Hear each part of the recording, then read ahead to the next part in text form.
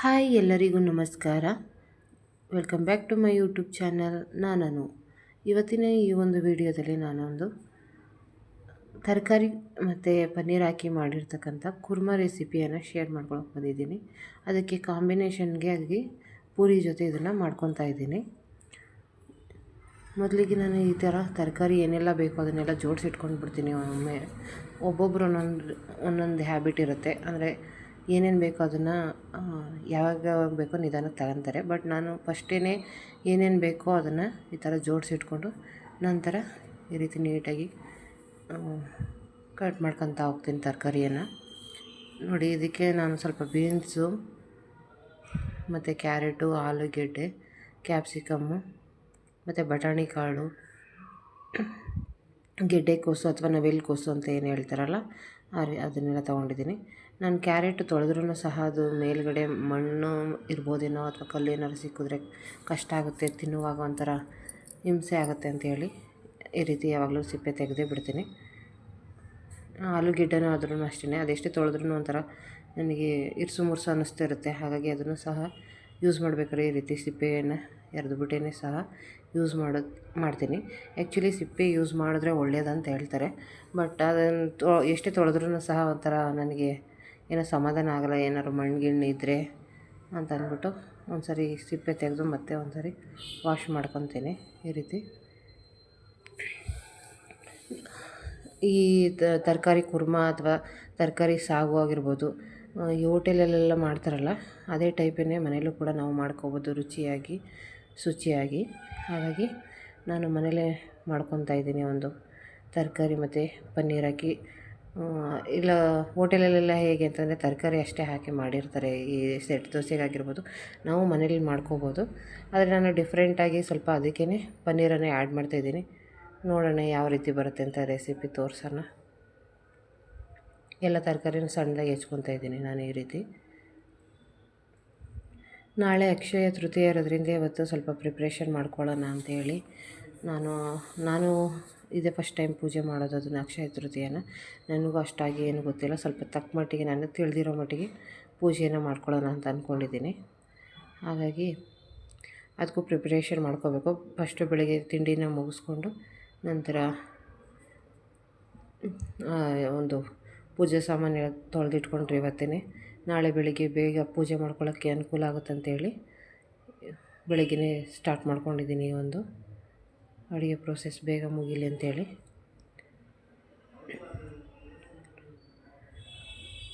ನಮ್ಮ ಮನೆಯಲ್ಲೆಲ್ಲ ಸ್ವಲ್ಪ ಈ ರೀತಿ ತರಕಾರಿ ಹಾಕಿ ಜಾಸ್ತಿ, ಈ ರೀತಿ ತರಕಾರಿ ಎಲ್ಲ ಜಾಸ್ತಿ ಹಾಕಿದ್ರೆ ನಮ್ಮ ಮನೆಯವ್ರಿಗೆ ಇಷ್ಟ ಆಗೋಲ್ಲ.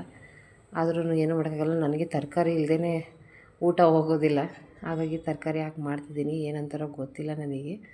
ಅವ್ರಿಗೆ ತರಕಾರಿ ಜಾಸ್ತಿ ಹಾಕಿದ್ರೆ ಇಷ್ಟ ಆಗೋಲ್ಲ. ಬಟ್ ನಾನು ಆಲ್ಮೋಸ್ಟ್ ಅಲ್ಲಿ ಎಲ್ಲ ತುಂಬ ನಂತರ ಇನ್ನು ನವಿಲುಗೆಡ್ಡೆಕೋಸನ್ನು ಸಹ ಸೇರಿಸ್ಕೊತಾ ಇದ್ದೀನಿ.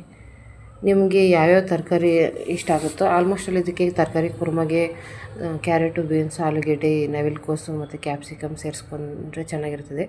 ಜೊತೆಗೆ ಇದಕ್ಕೆ ಈ ಥರ ಹಸಿ ಬಟಾಣಿಗಿಂತ ಒಣಗಿದ ಬಟಾಣಿ ಏನಿದೆಯಲ್ಲ ಅದನ್ನು ನೆನೆಸಿ ಹಾಕ್ಕೊಂಡ್ರೆ ಒಂಥರ ಚೆನ್ನಾಗಿರುತ್ತೆ. ಅದು ತಿನ್ನುವಾಗ ಪುಡಿ ಪುಡಿಯಾಗಿ ಚೆನ್ನಾಗಿ ಟೇಸ್ಟ್ ಅನಿಸುತ್ತೆ. ಬಟ್ ನಾನು ನೆನೆಸಿರಲಿಲ್ಲ, ಹಾಗಾಗಿ ಸಡನ್ಲಿ ಹಸಿ ಬಟಾಣಿನೇ ಹಾಕೋತಾ ಇದ್ದೀನಿ ಅರ್ಜೆಂಟಿಗೆ ಇರಲಿ ಅಂತೇಳಿ. ಇವಾಗ ನೆನೆಸಿದ್ರೂ ಅದು ಬರೋದಿಲ್ಲ ಅಂಥೇಳಿ. ನಂತರ ಒಂದು ಟೊಮೆಟೊವನ್ನು ಕಟ್ ಮಾಡ್ಕೊತೀನಿ ಒಗ್ಗರಣೆಗೆ ಹಾಕೋಕ್ಕೆ ಅಂತೇಳಿ. ಈ ರೀತಿ ಸಣ್ಣದಾಗಿ ಕಟ್ ಮಾಡಿ ಇಟ್ಕೊಂಡ್ರೆ ಒಗ್ಗರಣೆಗೆ ಸರಿ ಹೋಗುತ್ತೆ ಅಂತ.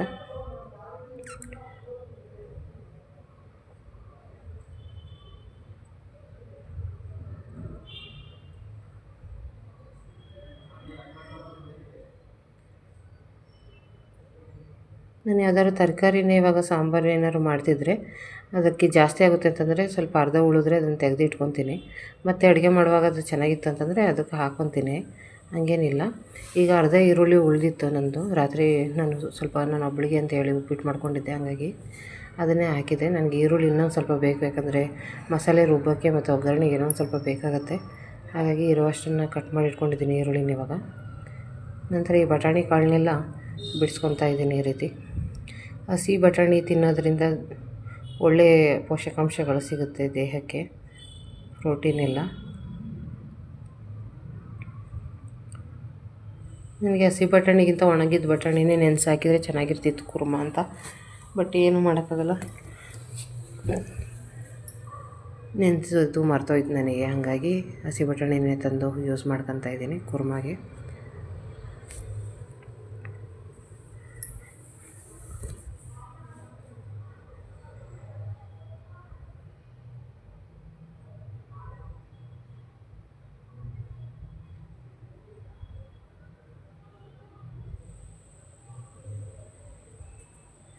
ನಂತರ ನಾನು ಮಸಾಲೆ ರುಬ್ಬಕ್ಕೆ ಸ್ವಲ್ಪ ಟೊಮೆಟೊನ ಸೇರಿಸ್ಕೊತಾ ಇದ್ದೀನಿ. ನಂತರ ಈರುಳ್ಳಿ ಏನಿತ್ತಲ್ಲ ಅದನ್ನು ಸ್ವಲ್ಪ ಸೇರಿಸ್ಕೊಂಡು, ನಂತರ ಒಗ್ಗರಣೆಗೆ ಇನ್ನೊಂದು ಸ್ವಲ್ಪ ಈರುಳ್ಳಿ ಬೇಕಾಗುತ್ತೆ ಅಂತ ಹೇಳಿ ಕಟ್ ಮಾಡ್ಕೊತಾ ಇದ್ದೀನಿ. ನನಗೆ ಒಗ್ಗರಣೆಗೆ ಎಷ್ಟು ಬೇಕೋ ಅಷ್ಟು ಮಾತ್ರ ಅರ್ಧ ಈರುಳ್ಳಿ ತೊಗೊಂಡು ಕಟ್ ಮಾಡ್ಕೊತಾ ಇದ್ದೀನಿ.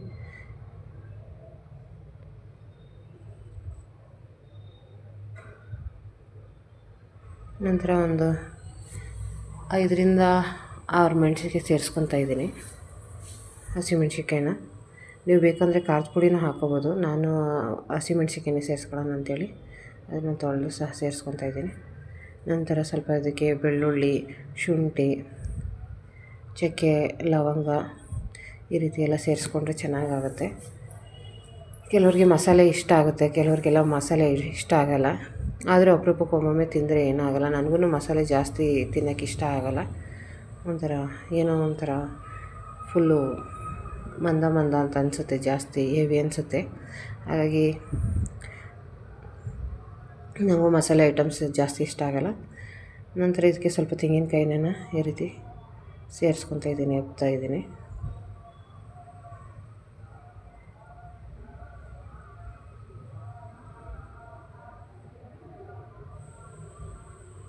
ಸಣ್ಣದಾಗಿ ಈ ರೀತಿ ಚಿಕ್ಕ ಚಿಕ್ಕ ತುಂಡುಗಳನ್ನು ಮಾಡಿ ಅದನ್ನು ಒಂದು ಬೌಲ್ಗೆ ತೊಳೆದು ಸೇರಿಸ್ಕೊತೀನಿ ಇದಕ್ಕೆ ಮಸಾಲೆ ರುಬ್ಬಕ್ಕೆ.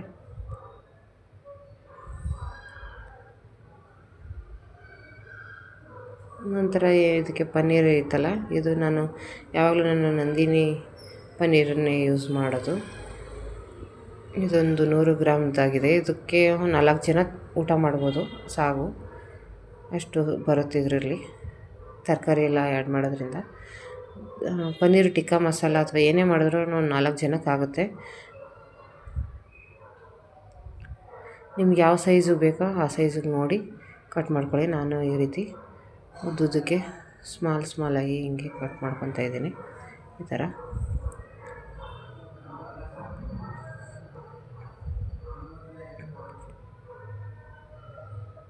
ನಿಮಗೆ ಯಾವ ಶೇಪ್ ಬೇಕೋ ಆ ಶೇಪಲ್ಲಿ, ಡಯಾಗ್ನಲ್ ಶೇಪ್ ಆಗಿರ್ಬೋದು, ಅಥವಾ ಗುಂಡಕ್ಕಾಗಿರ್ಬೋದು, ಅಥವಾ ಇನ್ನೂ ದಪ್ಪಕ್ಕಾಗಿರ್ಬೋದು, ಅಥವಾ ಇನ್ನೂ ತೆಳ್ಳಗಾಗಿರ್ಬೋದು. ನೀವು ನೋಡಿ ನಿಮಗೆ ಅನುಕೂಲಕ್ಕೆ ತಕ್ಕಂಗೆ, ಅಂದರೆ ನಿಮ್ಗೆ ಯಾವ ಥರ ಬೇಕೋ ಆ ಥರ ಕಟ್ ಮಾಡ್ಕೋಬೋದು. ನಂತರ ಇದಕ್ಕೆ ಸ್ವಲ್ಪ ಚಕ್ಕೆ, ಲವಂಗ, ಮೆಣಸು, ಗಸಗಸೆ ಎಲ್ಲನೂ ಸೇರಿಸ್ಕೊತಾ ಇದ್ದೀನಿ. ಮತ್ತು 1-2 ಟೀ ಸ್ಪೂನ್ ಆಗೋಷ್ಟು ಧನಿಯನ್ನು ಕೂಡ ಸೇರಿಸ್ಕೊತಾ ಇದ್ದೀನಿ.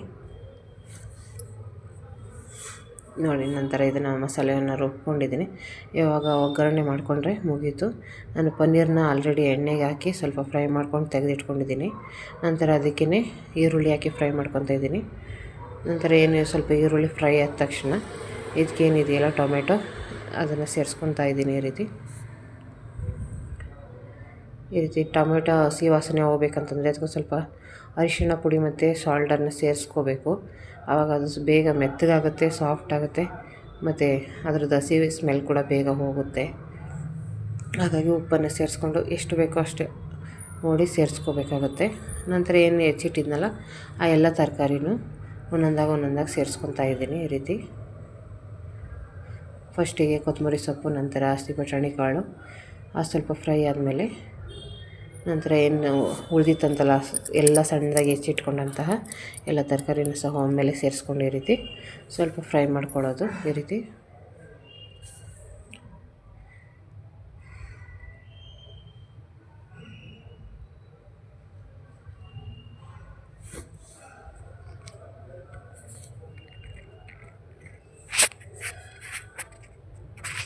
ಅದು ಸ್ವಲ್ಪ ತರಕಾರಿ ಎಲ್ಲ ಚೂರು ಹಸಿ ವಾಸನೆ ಹೋಗಬೇಕು, ಅದು ಒಗ್ಗರಣೆಲೇ, ಹಾಗಾದರೆ ಟೇಸ್ಟ್ ಜಾಸ್ತಿ ಅನಿಸುತ್ತೆ. ಹಾಗಾಗಿ ನಾನು ಒಗ್ಗರಣೆ ಮಾಡಬೇಕಾದ್ರೇ ಸ್ವಲ್ಪ ಇದು ಮಾಡ್ಕೊತಿದ್ದೀನಿ. ನಂತರ ಈ ರುಬ್ಬಿಟ್ಕೊಂಡಂಥ ಮಸಾಲೆಯನ್ನು ಸೇರಿಸ್ಕೊತಾ ಇದ್ದೀನಿ.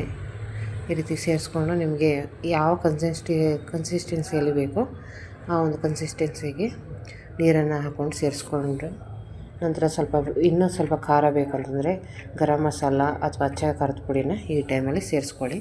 ನಾನು ಈ ಟೈಮಲ್ಲಿ ಸ್ವಲ್ಪ ಗರಂ ಮಸಾಲನ ಸೇರಿಸ್ಕೊಂಡು ಅಚ್ಚ ಖಾರದ ಪುಡಿನ ಸೇರಿಸ್ಕೊಂಡಿದ್ದೀನಿ. ನಂತರ ಏನು ಫ್ರೈ ಮಾಡ್ಕೊಂಡಿದ್ನಲ್ಲ ಆ ಒಂದು ಪನ್ನೀರನ್ನ ತುಂಡುಗಳನ್ನು ಸಹ ಹಾಕ್ಬಿಟ್ಟು ಲಿಡ್ಡನ್ನು ಕ್ಲೋಸ್ ಮಾಡಿ ಒಂದು 2ರಿಂದ 3 ವಿಸಿಲ್ ಹೊಡ್ಸಿದ್ರೆ ಸಾಕು. ಏನು ತರಕಾರಿ ಮತ್ತು ಪನ್ನೀರ್ ಕುರ್ಮ ರೆಡಿಯಾಗುತ್ತೆ. ನಂತರ ನಾನಿಲ್ಲಿ ಪೂರಿ ಮಾಡ್ಕೊಳ್ಳೋಕ್ಕೆ ಗೋಧಿ ಹಿಟ್ಟನ್ನು ಈ ರೀತಿ ಮಾಡಿ ನಾದಿ ಇಟ್ಕೊಂಡಿದ್ದೀವಿ, ಚೆನ್ನಾಗಿ ರೆಡಿ ಮಾಡಿ. ನಂತರ ಪೂರಿ ಮಾಡ್ಕೊಳ್ಳೋಕ್ಕೆ ಈ ರೀತಿ ಮಾಡ್ತಾಯಿದ್ದೀನಿ. ದೊಡ್ಡದಾಗಿ ಮಾಡೋಣ ಅಂತ ಅಂದ್ಕೊಂಡು ಮಾಡಿದೆ ಫಸ್ಟ್ ಒಂದು ಪೂರಿನ. ಜಾಸ್ತಿ ಉರಿ ಇಟ್ಕೊಂಡ್ರೆ ಬೇಗ ಎಣ್ಣೆ ಕಾದ್ಬಿಡುತ್ತಲ್ಲ ಜಾಸ್ತಿಯಾಗಿ, ಆವಾಗ ಅದು ಫುಲ್ಲು ಸುಟ್ಟೋಗ್ಬಿಡುತ್ತೆ. ಹಾಗಾಗಿ ಸ್ವಲ್ಪ ಮೀಡಿಯಮ್ ಫ್ಲೇಮಲ್ಲೇ ಇಟ್ಕೊಳ್ಳಿ. ಈ ಥರ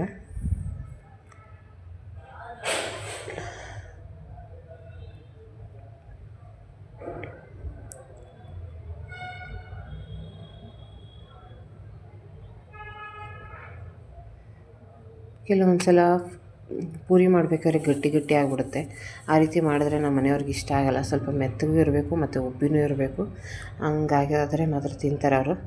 ಸ್ವಲ್ಪ ಕ್ರಿಸ್ಪಿನೆಸ್ಸು ಇರಬೇಕು. ಆದರೆ ಫುಲ್ ಗಟ್ಟಿ ಥರ ಆಗ್ಬಿಡುತ್ತಲ್ಲ ರೊಟ್ಟಿ ಥರ, ಆ ಥರ ಆದರೆ ತಿನ್ನೋಕ್ಕೆ ಇಷ್ಟ ಆಗೋಲ್ಲ, ನನಗೂ ಇಷ್ಟ ಆಗೋಲ್ಲ ಅದು.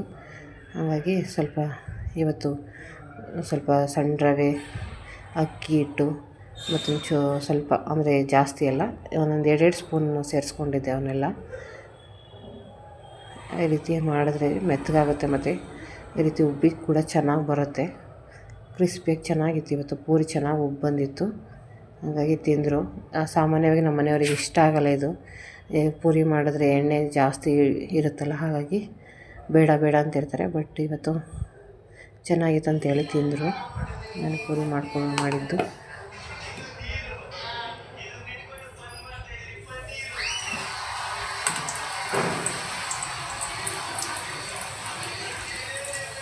ಅದೆಷ್ಟು ಚೆನ್ನಾಗಿ ಉಬ್ಬಿ ಬಂದಿದೆ ಅಂತ.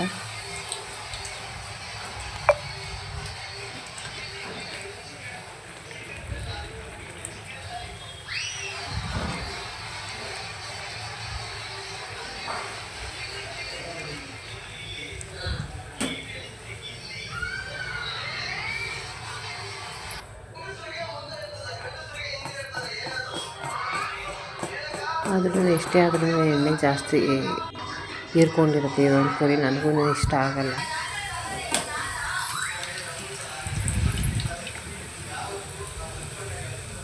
ಬಟ್ ಮಾಡೋಣ ಅಂತ ತುಂಬ ದಿನ ಆಗಿತ್ತು, ಒಂದು 6-7 ತಿಂಗಳೇ ಆಗಿತ್ತು ಅಂತೇಳಿ ಮಾಡಿದ್ದೆ ಈ ಒಂದು ಪೂರಿಯನ್ನು ಇವತ್ತು.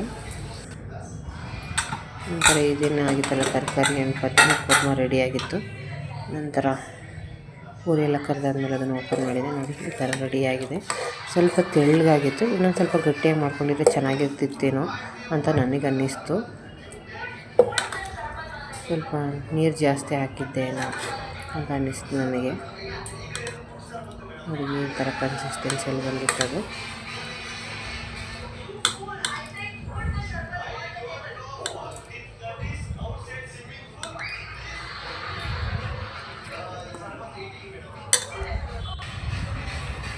ಸ್ವಲ್ಪ ತೆಳ್ಳಗಾಗ್ಬಿಟ್ಟಿತ್ತು, ಹಾಗಾಗಿ ಪೂರಿನ ಒಂದು ಪಕ್ಕದ ಚಿಕ್ಕ ಪ್ಲೇಟಿಗೆ ಇಟ್ಕೊಟ್ಟಿದ್ದೆ. ಆಮೇಲೆ ಅದು ತೆಳ್ಳಗಾಗಿ ಹರ್ಕೊಂಬತ್ತಿರೋದ್ರಿಂದ ಬೇಗ ಮೆತ್ತಗಾಗ್ಬಿಟ್ಟು ಪೂರಿಗೆ ಒಂದು ಇದಾಗ್ಬಿಡುತ್ತೆ ಅಂತೇಳಿ. ನೋಡಿ, ಪೂರಿ ಎಷ್ಟು ಚೆನ್ನಾಗಿ ಉಬ್ಬಿ ಬಂದಿದೆ ಅಂತ. ನೀವು ನೆಕ್ಸ್ಟ್ ಏನಾದ್ರು ಪೂರಿ ಮಾಡಿದರೆ ಅದಕ್ಕೆ ಸ್ವಲ್ಪ ಸಣ್ಣ ರವೆ, ಅಕ್ಕಿ ಹಿಟ್ಟು, ಇದು ಮೈದಾ ಹಿಟ್ಟು ಒಂದು 2 ಸ್ಪೂನ್ ಸೇರಿಸ್ಕೊಂಡ್ರೆ ಈ ರೀತಿ ಚೆನ್ನಾಗಿ ಕಲರು ಉಬ್ಬಿ ದಪ್ಪಕ್ಕೆ ಚೆನ್ನಾಗಿ ಬರುತ್ತೆ. ನಂತರ ನಾಳೆ ಅಕ್ಷಯ ತೃತೀಯ ಇರೋದ್ರಿಂದ ಮಾರ್ನಿಂಗ್ ತುಂಬಾ ಕೆಲಸ ಇರುತ್ತೆ ಮತ್ತು ಡ್ಯೂಟಿ ಬೇರೆ ಇದೆ ಅಂಥೇಳಿ ಕೆಲಸಕ್ಕೆ ಹೋಗಬೇಕಲ್ಲ ನಾವು. ಹಾಗಾಗಿ ಇವತ್ತೆಲ್ಲನೂ ನೀಟಾಗಿ ತೊಳೆದಿಟ್ಕೊಳ್ಳೋಣ, ದೇವ್ರ ಪೂಜೆ ಸಾಮಾನೆಲ್ಲ ಅಂಥೇಳಿ ಈ ರೀತಿ ಕ್ಲೀನ್ ಮಾಡ್ಕೊತಾ ಇದ್ದೆ. ಏನೇನಿದೆ ಎಲ್ಲನೂ ಇವತ್ತೇ ಕ್ಲೀನ್ ಮಾಡಿ ಇಟ್ಕೊಂಡ್ರೆ ನಾಳೆಗೆ ಈಸಿ ಆಗುತ್ತೆ ಅಂಥೇಳಿ ಚೆನ್ನಾಗಿ ಇವತ್ತೇ ಕ್ಲೀನ್ ಮಾಡ್ಕೊತಾ ಇದ್ದೆ. ಮತ್ತು ಅಕ್ಷಯ ತೃತೀಯ ಇರೋದ್ರಿಂದ ಈ ರೀತಿ ಸಣ್ಣದು ಮಡಿಕೆ ಅಥವಾ ನೀವೇನಂತೀರ ಅಂತ ಗೊತ್ತಿಲ್ಲ, ಕುಂಡಿ ಅಂತ ಹೇಳ್ತಾರೆ ಕೆಲವರೆಲ್ಲ, ಅದಾಗಿರ್ಬೋದು. ಅದನ್ನು ತಗೊಬಂದಿದ್ದೆ. ಮಣ್ಣಿನ ಕುಂಡಿ, ಮಣ್ಣಿನ ಮಡಿಕೆ ಅಂತಾರಲ್ಲ ಅದನ್ನು ಯಾವ ರೀತಿ ಪೂಜೆ ಮಾಡಬೇಕು, ಯಾವ ರೀತಿ ಇಡಬೇಕು, ಯಾವಾಗ ತೆಗಿಬೇಕು ಅಂತ ನಾನು ನೆಕ್ಸ್ಟ್ ವಿಡಿಯೋದಲ್ಲಿ ಪೂಜೆ ಮಾಡಬೇಕಾದ್ರೆ ತಿಳಿಸ್ಕೊಡ್ತೀನಿ. ನಾಳೆ ಮಾರ್ನಿಂಗ್ ಬೇಗನೆ ಅಂದರೆ 5:50ಇಂದ ಮಧ್ಯಾಹ್ನ 11:30 ತನಕ ಒಳ್ಳೆ ಕಾಲ ಇದೆ. ಅಷ್ಟರಲ್ಲಿ ಪೂಜೆ ಮಾಡಿ ಮುಗಿಸ್ಕೋಬೇಕು. ಹಾಗಾಗಿ ನಾನು ಇವತ್ತು ಬೆಳಗ್ಗೆ ಎಲ್ಲ ತಿಂಡಿ ಎಲ್ಲನೂ ರೆಡಿ ಮಾಡ್ಕೋಬೇಕಲ್ಲ, ಪೂಜೆ ಸ್ನಾನ ಎಲ್ಲ ಮಾಡಬೇಕು. ಹಾಗಾಗಿ ಇವತ್ತು ಎಲ್ಲ ಸ್ವಲ್ಪ ಹೆಲ್ಪ್ ಆಗಲಿ ಅಂತೇಳಿ ಎಲ್ಲ ಕ್ಲೀನ್ ಮಾಡ್ಕೊತಾ ಇದ್ದೀನಿ. ಸಾಯಂಕಾಲ ಬಂದು ಮನೆಯೆಲ್ಲ ಕ್ಲೀನ್ ಮಾಡಿಕೊಂಡ್ರೆ ಬೆಳಗ್ಗೆ ಎದ್ದು ಬೇಗನೆ ಸ್ನಾನ ಮಾಡಿ ಪೂಜೆ ಮಾಡಿ ತಿಂಡಿ ಮಾಡಿಕೊಂಡು ಹೋಗ್ಬೋದು ಕೆಲಸಕ್ಕೆ ಅಂತೇಳಿ. ಈ ಒಂದು ಏನಿದೆಯಲ್ಲ ಮಣ್ಣಿನದು ಸಣ್ಣ ಕುಡಿಕೆ ಅಂತ, ಅದನ್ನು ನೀವು ಮನೆಗೆ ತಂದ ಮೇಲೆ ಯಾವುದೇ ಕಾರಣಕ್ಕೂ ಅಂದರೆ ಉಲ್ಟ ದಬಾಕಿ ಇಡಬಾರ್ದು. ಇಟ್ಟರೆ ನೀವು ಅದನ್ನು ಪೂಜೆಗೆ ಇಡೋಕ್ಕೆ ಬರೋಲ್ಲ. ಹಾಗಾಗಿ ಅದನ್ನು ಯಾವುದೇ ಕಾರಣಕ್ಕೂ ದಬಾಕಿ ಇಡೋಕ್ಕೆ ಹೋಗ್ಬೇಡ್ರಿ, ಅಂದರೆ ಉಲ್ಟ ದಬಾಕೋಕ್ಕೆ ಹೋಗಬೇಡಿ. ಅದನ್ನು ಸೀದಾನೇ ಇಟ್ಟಿರಬೇಕು. ಹಂಗಾರೆ ಮಾತ್ರ ಪೂಜೆಗೆ ಇಟ್ಕೊಬೋದು, ಇಲ್ಲಾಂದರೆ ಇಟ್ಕೊಳಕ್ಕೆ ಬರೋದಿಲ್ಲ. ಹಾಗಾಗಿ ಎಲ್ಲ ಪೂಜೆ ಸಾಮಾನು ನೋಡಿ ಎಷ್ಟೊಂದು ಇದಾಗಿತ್ತು. ಹಾಗಾಗಿ ನೀಟಾಗಿ ಇವತ್ತೇ ತೊಳೆದಿಟ್ಕೊತಾ ಇದ್ದೀನಿ. ಅಕ್ಷಯ ತೃತೀಯನ್ನು ಒಬ್ಬೊಬ್ಬರ ನಂತರ ಆಚರಣೆ ಮಾಡ್ತಾರೆ. ಕೆಲವರು ಹೊರಗಡೆ ಟೆಂಪಲಲ್ಲಿ ಹೋಗಿ ಪೂಜೆ ಮಾಡಿಸ್ಕೊಂಡು ಬಂದರೆ ಸಾಕು ಅಂತ ಇದಂತಾರೆ. ಅಂದರೆ ಅವರವರ ಹಾವಭಾವಕ್ಕೆ ತಕ್ಕಂಗೆ ಅವ್ರ ಮನಸ್ಸಿಗೆ ಹೇಗೆ ಬರುತ್ತೋ ಹಾಗೆ ಪೂಜೆ ಮಾಡ್ಕೊಳ್ಳೋದು ಇಂಪಾರ್ಟೆಂಟು. ಫಸ್ಟ್ ಆಫ್ ಆಲ್ ನಮ್ಮ ಮನಸ್ಸಿಗೆ ಖುಷಿಯನ್ನು ಕೊಡಬೇಕದು. ನಾವೇನೇ ಮಾಡಿದ್ರೂ ಹೀಗೆ ಪೂಜೆ ಮಾಡಬೇಕು, ಇದೇ ರೀತಿ ಇರಬೇಕು ಅಂತ ಏನೂ ರೂಲ್ಸ್ ಇಲ್ಲ. ಅವ್ರವ್ರು ತಿಳಿದಂಗೆ ಅವ್ರವ್ರು ಪೂಜೆ ಮಾಡ್ಕೊತಾರೆ. ನಾನು ತಿಳಿದ ಮಟ್ಟಿಗೆ ಈ ಸರಿ ಪೂಜೆ ಮಾಡ್ಕೊಳ್ಳೋಣ ಮನೇಲೇ ಅಂಥೇಳಿ ಇದನ್ನು ತಂದಿದ್ದೀನಿ ಇದನ್ನೆಲ್ಲ. ಹಾಗಾಗಿ ಇದರಲ್ಲಿ ತುಂಬಾ ಒಳ್ಳೆಯದು ಈ ಒಂದು ಅಕ್ಷಯ ಪಾತ್ರೆ ಪೂಜೆ ಅಂತ ಹೇಳ್ತಾರೆ. ಈ ಒಂದು ಮಣ್ಣಿನ ಮಡಿಕೆ ಸಣ್ಣದೇನು ತಂದಿದ್ದೀನಲ್ಲ ಅದನ್ನು ಇಟ್ಟು ಮಾಡಿಕೊಂಡ್ರೆ ಮನೇಲಿ ಯಾವುದೇ ಕಾರಣಕ್ಕೂ ಧನ ಆಗಿರ್ಬೋದು, ಧಾನ್ಯ ಆಗಿರ್ಬೋದು, ಅವಕ್ಕೆ ಸಮಸ್ಯೆ ಬರಲ್ಲ ಅಂತ ಹೇಳ್ತಾರೆ. ಹಾಗಾಗಿ ಮಾಡ್ಕೊಳ್ಳೋಣ ಅಂಥೇಳಿ ನನಗೂ ಅನ್ನಿಸ್ತು.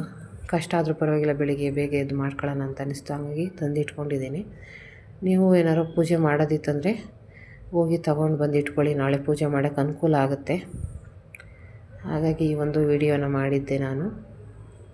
ಇದಕ್ಕೆ ಏನೆಲ್ಲ ಹಾಕಬೇಕು ಮತ್ತು ಯಾವ ರೀತಿ ಪೂಜೆ ಮಾಡಬೇಕು ಅಂತ ನಾನು ಪೂಜೆ ಮಾಡ್ಬೇಕಾದ್ರೆ ತಿಳಿಸ್ಕೊಡ್ತೀನಿ. ಇದನ್ನು ನಾಳೆನೂ ಮಾಡ್ಬೋದು, ಅಥವಾ ನೆಕ್ಸ್ಟು ಶುಕ್ರವಾರ ಬರ್ತದಲ್ಲ ಆವಾಗ ಕೂಡ ನೀವು ಇಟ್ಟು ಮಾಡ್ಕೋಬೋದು. ನಾಳೆನೇ ಮಾಡಬೇಕು ಅಂತೇನಿಲ್ಲ. ನಾಳೆ ಏನು ಪೂಜೆ ಮಾಡ್ತೀರಲ್ಲ ಅದನ್ನು ನೆಕ್ಸ್ಟು ಗುರುವಾರ ತೆಗಿಬೇಕಾಗುತ್ತೆ.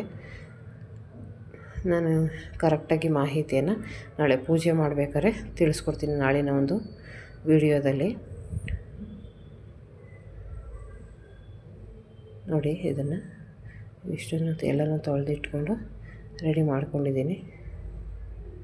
ನಂತರ ಈ ದೀಪಕ್ಕೆ ನಾನು 2 ಬತ್ತಿಯನ್ನು ಹೊಸೆದು ಈ ರೀತಿ ಸೇರಿಸ್ಕೊತಾ ಇದ್ದೀನಿ. ಅದಕ್ಕೆ ಕೆಲವರೆಲ್ಲ ಒಂದೊಂದೇ ಬತ್ತಿಯನ್ನು ಸೇರಿಸ್ಕೊತಾರೆ. ನಮ್ಮ ಮನೆಗಳಲ್ಲೆಲ್ಲ 2 ಅಂದರೆ ಒಂದು ಜೊತೆ ಬತ್ತಿಯನ್ನು ಸೇರಿಸ್ಕೊತೀವಿ ಈ ರೀತಿ. ಒಬ್ಬೊಬ್ಬರ ಮನೆಯಲ್ಲಿ ಪೂಜೆ ವಿಧಾನಗಳಾಗಿರ್ಬೋದು, ಏನೇ ಆಗಿರ್ಬೋದು ಒಂದೊಂದು ರೀತಿ ಇರುತ್ತೆ. ನಾವಿರೋದು ಬಾಡಿಗೆ ಮನೆ ಆಗಿರೋದ್ರಿಂದ ಈ ರೀತಿ ಚಿಕ್ಕದಷ್ಟೇ ಇದೆ. ಮಾಡೋಕ್ಕೆ ಕಂಫರ್ಟ್ ಅಂತ ಅನಿಸಲ್ಲ ನನಗೆ. ಪೂಜೆ ಮಾಡಬೇಕಾದ್ರೆ ನನಗೆ ನಿಂತ್ಕೊಂಡು ಮಾಡೋದಕ್ಕಿಂತ ಕುಂತು ನಿಧಾನಕ್ಕೆ ಪೂಜೆ ಮಾಡಬೇಕು. ಬಟ್ ಇಲ್ಲಿ ತುಂಬ ಹೊತ್ತು ನಿಂತ್ಕೊಳ್ಳೋದ್ರಿಂದ ಕಾಲೆಲ್ಲ ನೋವು ಬರ್ತದೆ. ನಾನು ಪ್ರೆಗ್ನೆಂಟ್ ಇರೋದ್ರಿಂದ ಹಾಗಾಗಿ ಸ್ವಲ್ಪ ಕಂಫರ್ಟ್ ಅಂತ ಅನ್ನಿಸ್ತಿಲ್ಲ. ಮುಂಚೆನೂ ಓಕೆ ಮಾಡ್ತಿದ್ದೆ, ಬಟ್ ಇತ್ತೀಚೆಗೆ ಸ್ವಲ್ಪ ಕಾಲು ನೋವು ಬರ್ತದೆ ನಿಂತ್ಕೊಂಡ್ರೆ ತುಂಬ ಹೊತ್ತು. ಹಾಗಾಗಿ ಇದು ಕಂಫರ್ಟ್ ಅಂತಾನೆ ಅಂತ ಅನ್ನಿಸ್ತಿಲ್ಲ ನನಗೆ.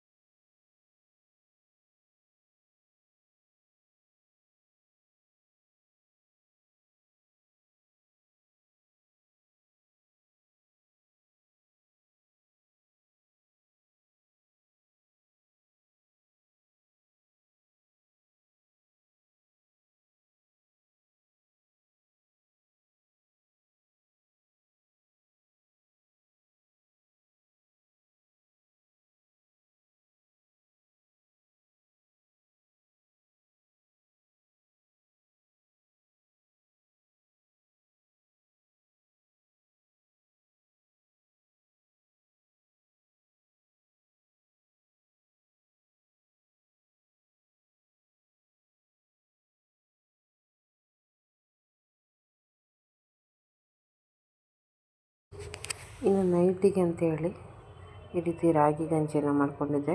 ಮೊಸರು ಹಾಕ್ಕೊಂಡು ಅದಕ್ಕೆ ಸ್ವಲ್ಪ ಕುಡಿದೆ. ಯಾಕಂದರೆ ಹೆವಿ ಅಂತ ಅನಿಸಿತ್ತು, ನೈಟ್ ಡೈಜೆಷನ್ ಆಗಬೇಕಲ್ಲ ನೀಟಾಗಿ. ಹಾಗಾಗಿ ಮಧ್ಯಾಹ್ನಕ್ಕೆ ಅದೇ ತರಕಾರಿ ಮತ್ತು ಪನ್ನೀರ್ ಕುರ್ಮಾಗೆ ಜೀರಾ ರೈಸ್ ಮಾಡ್ಕೊಂಡಿದ್ದೆ. ಹಾಗಾಗಿ ನೈಟಿಗೆ ಲೈಟಾಗಿರಲಿ ಅಂಥೇಳಿ, ಬೆಳಗ್ಗೆ 2 ಟೈಮ್ ಹೆವಿ ಅಂತ ಅನಿಸಿದೆ ಅಂಥೇಳಿ, ನೈಟ್ ಡೈಜೆಷನ್ ಬೇಗ ಚೆನ್ನಾಗಾಗಲಿ ಅಂಥೇಳಿ ಈ ಒಂದು ರಾಗಿ ಗಂಜಿನ ಮಾಡ್ಕೊಂಡಿದ್ದೆ. ಈ ಒಂದು ವಿಡಿಯೋ ಇಷ್ಟ ಆಗಿದ್ದಲ್ಲಿ ನಿಮ್ಮ ಫ್ರೆಂಡ್ಸ್ ಆ್ಯಂಡ್ ಫ್ಯಾಮಿಲಿಗೆ ಶೇರ್ ಮಾಡಿ. ಹಾಗೆ ನನ್ನ ಈ ಒಂದು ವಿಡಿಯೋನ ಲೈಕ್ ಕೊಟ್ಟು, ಯಾರೆಲ್ಲ ನನ್ನ ಚಾನಲ್ನ ಸಬ್ಸ್ಕ್ರೈಬ್ ಮಾಡ್ಕೊಂಡಿಲ್ಲ ಪ್ಲೀಸ್ ನನ್ನ ಚಾನಲನ್ನು ಸಬ್ಸ್ಕ್ರೈಬ್ ಮಾಡ್ಕೊಳ್ಳಿ. Thank you all.